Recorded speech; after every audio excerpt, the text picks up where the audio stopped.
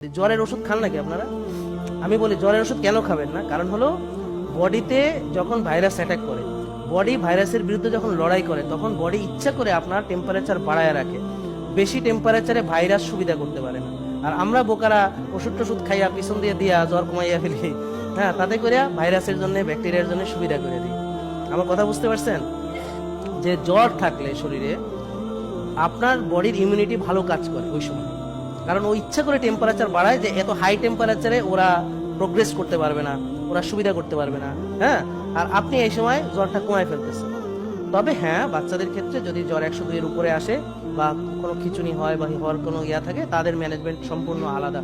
তাদেরকে জ্বর উঠতেই দেওয়া যাবে না যাদের খিঁচুনি হয়, সেটা একটা। আরেকটা হলো যদি জ্বর অনেক বেশি চলে আসে, কাঁপুনি আসে এবং 103 হয়ে যায়, তখন আপনাকে করতে হবে, কিন্তু ওষুধই খেতে হবে না। আপনি ধরেন স্পঞ্জ করতে পারেন, আপনি ধরেন এটাকে যে হট হালকা গরম পানিতে ভিজাবে, যে স্পঞ্জ স্পঞ্জ করে গাটা মুছিয়ে আস্তে আস্তে আস্তে আস্তে, এটা হলো যে সবচেয়ে ভালো ওষুধ, যত কম খাবেন। বুঝতে পারছেন? তো এই জন্য তো আমরা ওই ওষুধগুলো যত পারি কম খাওয়ার চেষ্টা করি। তার মানে এই নয় যে খাবো না, প্রয়োজন হলে ওষুধ খেতে হবে।